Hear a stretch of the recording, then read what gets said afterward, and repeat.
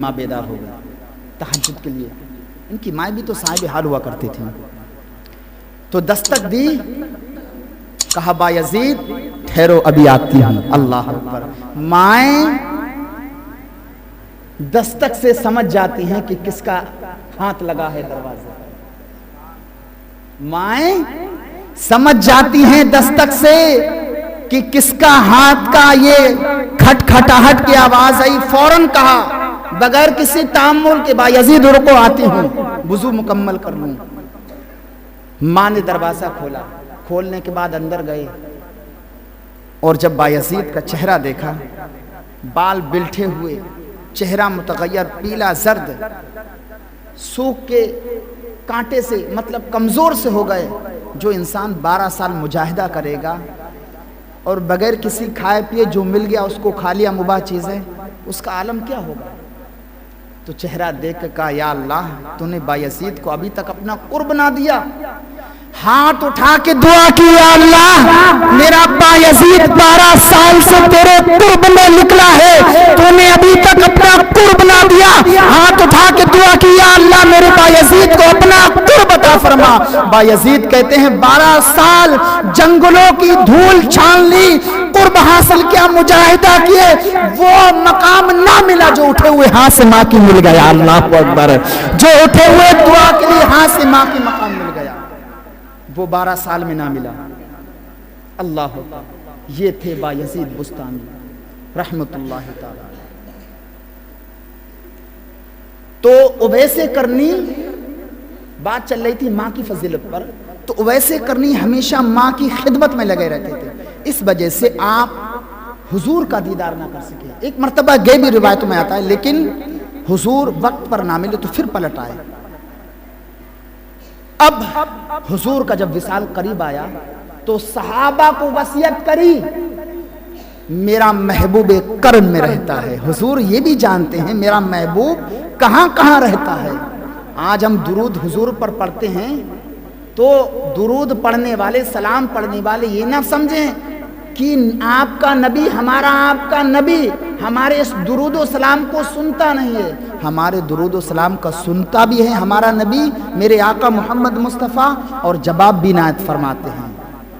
حضور نے کبھی ویسے کرنے کو دیکھا نہیں تو پھر حضور کیوں کہنے لگے کہ میرا محبوب کرم میں رہتا ہے.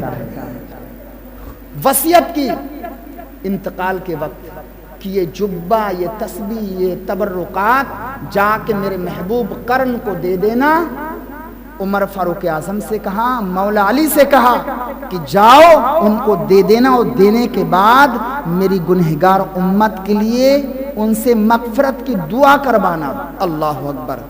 بہرحال حضور کے وصال کے بعد یا حضور ہی کے زمانے میں, مجھے ٹھیک سے نہیں معلوم, یہ روایت اس طرح سے نہیں ملتی ہے, بلکہ اتنی ملتی ہے کہ حضور کی وصیت تھی جب یہ پہنچے قرن میں اور اویس کرنی کا پتہ معلوم کیا, کسی نے کہا ارے وہ تو دیوانے مستانے ہیں, جنگلوں میں ہوں گے, جاؤ ان کو وہاں تلاش کر لو.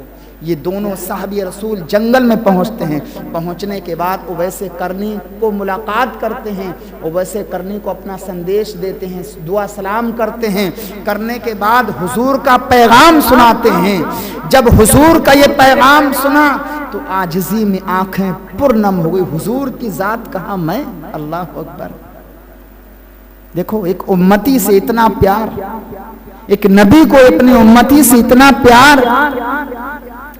تو جب اویس کرنی کی آنکھیں پرنم اشکبار ہو گئیں, ہونے کے بعد جب حضور کا یہ سندیش آیا دل میں محبت جاگی کہ کیوں نہ ہو رب کی بارگاہ میں دعا کریں. سر سجدے میں رکھا, پکارا یا اللہ اے میرے مالک, میرے حضور کی گنہگار امت کو بخش دے.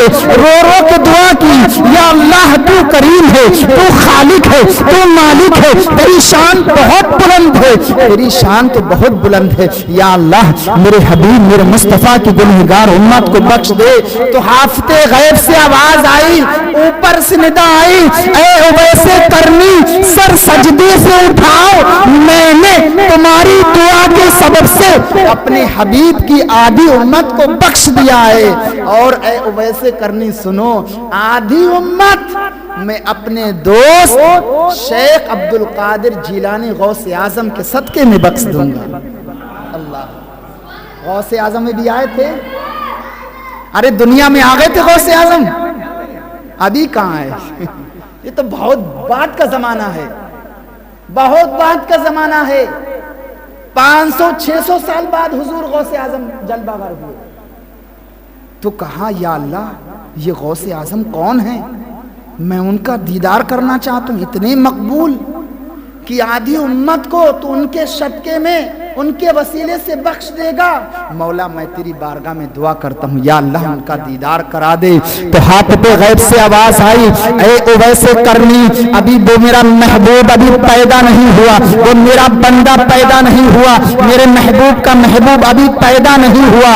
اللہ اکبر کہا، وہ ابھی پیدا نہیں ہوا، 5ویں صدی عیسوی میں پیدا ہوگا، قیامت تک مسلمانوں کے لیے حجت و دلیل ہوگا، اور تمام اولیاء اللہ کی گردنوں پر اس کا قدم ہوگا۔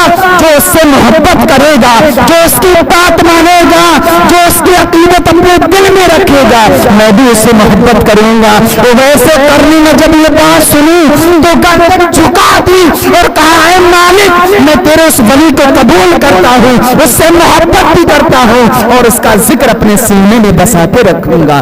اللہ اکبر، یہ شان ہے میرے غوث اعظم کی۔ ابھی غوث اعظم پیدا نہیں ہوئے لیکن چرچے آپ کی ولادت سے 600 سال پہلے ہو رہے ہیں۔ اللہ نے ایسا ولی عطا فرمایا۔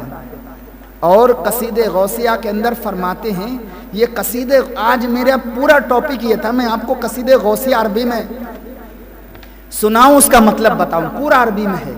تقریباً یہ 1.5 گھنٹے کا میں موضوع بنا کر کے لایا تھا کہ میں 1.5 گھنٹے میں، 1.25 گھنٹے میں یہ پورا قصیدہ غوثیہ، یہ قصیدہ غوثیہ حضور غوث اعظم نے خود لکھا اور اپنا انٹروڈکشن خود کیا۔ حضور غوث اعظم کہتے ہیں کہ یوں تو ہمارا ذکر سب کر لیں گے، لیکن صحیح معنوں میں ذکر جو میں کر سکتا ہوں وہ کوئی نہیں کر سکتا۔ حضور کو جو قرب ملا ہے، حضور غوث اعظم کو جو شان ملی ہے، بلندی ملی ہے، غوث اعظم کہتے ہیں کسی اور وجہ سے نہیں ملی ہے۔ کہتے ہیں سقان الحب کا اسات الوصالی فقلت لخمرتی نحوی تالی، کہتے ہیں کہ محبت نے مجھے معرفت کے جام پلائے، محبت نے پلائے۔ تو محبت کس؟ حضور کی محبت نے، یعنی حضور کی محبت غوث اعظم کے دل میں ایسی پیبست اور جانگجی ہو گئی تھی کہ جو بھی کچھ غوث اعظم کو عنایت کیا گیا وہ حضور ہی کے صدقے میں۔ کہتے ہیں مجھے تقویٰ، شہرت، عزت، عظمت، بزرگی، بلندی جو بھی کچھ ملا ہے وہ میرے حضور کی محبت کے سبب سے ملا ہے۔ یا رب بتاؤ جو حضور سے محبت نہیں کرتے ان کا کیا عالم ہوگا۔